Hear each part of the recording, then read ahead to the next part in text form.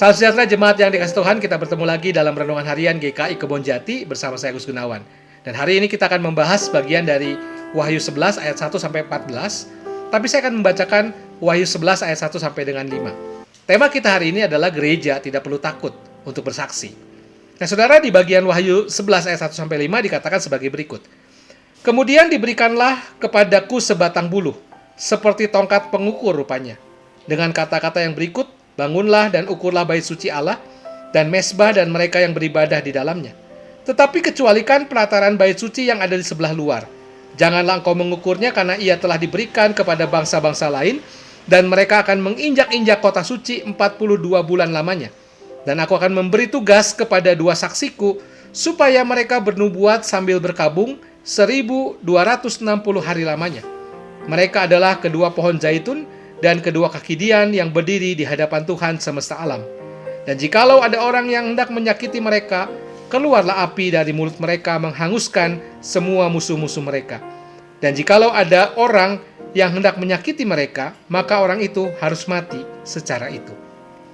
Nah, saudara-saudara, gereja, yaitu umat Allah sejati dari segala zaman, memiliki jaminan pasti dari Allah dan juga peran khusus di tengah dunia. Jaminan itu, saudara, tadi dilambangkan dengan perintah Allah kepada Yohanes agar ia mengukur bait Allah.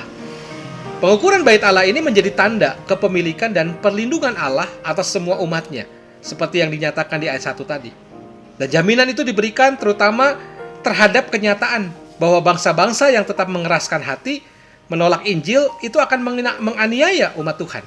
Dan dengan demikian berarti juga menghina Tuhan, seperti yang dinyatakan di ayat kedua. Nah, justru di tengah kesulitan dan tekanan aniaya yang keji itu, gereja kemudian dilengkapi untuk menjalankan 2 peran, yaitu peran keimamatan dan peran kenabian yang dilambangkan sebagai 2 saksi di dalam ayat ke-4 sampai 5. Dan kuasa Allah akan menyertai mereka, sehingga tanda-tanda penghukuman Allah melalui mereka terjadi terhadap orang-orang yang melawan mereka, seperti dinyatakan di ayat 4 sampai 6. Nah, seperti halnya Yesus yang mati kemudian bangkit, gereja juga akan mengalami penderitaan. Tetapi gereja yang menderita itu pun mengalami kegetiran dan kegelapan maut. Tetapi ketika dia berjalan bersama Yesus, umat Allah akan terjamin kekal bersama Allah. Dan itu dinyatakan di ayat ke-11, saudara. Di ayat 11 dikatakan, 3,5 hari kemudian masuklah roh kehidupan dari Allah ke dalam mereka sehingga mereka bangkit dan semua orang yang melihat mereka menjadi sangat takut. Nah, maka apabila gereja sejati diukur untuk masuk ke dalam pemeliharaan Allah, dunia yang berontak dibatasi lingkup kejahatan mereka. Di ayat 2 dikatakan hanya 42 bulan saja. Dan ditentukan untuk binasa di ayat 13. Nah, fakta tersebut, saudara, kelak akan menjadi kekuatan bagi gereja Tuhan di dalam menjalani kehidupan di tengah penderitaan.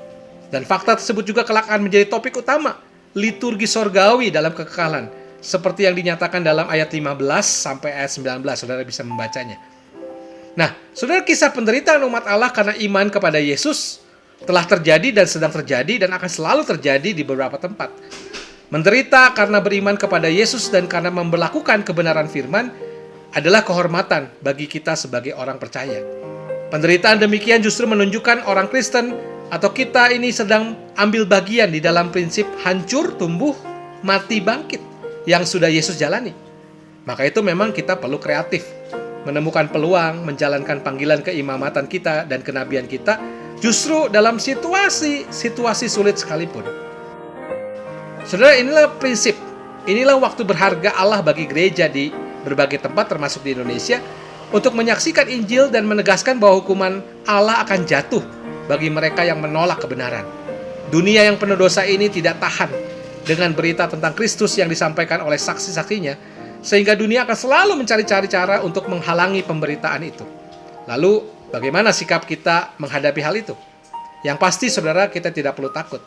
Karena tidak ada satu pribadi pun yang berkuasa atas hidup kita. Kita adalah saksi Tuhan. Dan Tuhan niscaya melindungi kita sampai kita usai menyelesaikan tugas kita. Jadi, saudara, sebagai gereja, sebagai persekutuan orang-orang yang percaya, jangan takut, bersaksilah dengan berbagai cara, dengan yang bisa kita lakukan. Tuhan memberkati kita. Amin.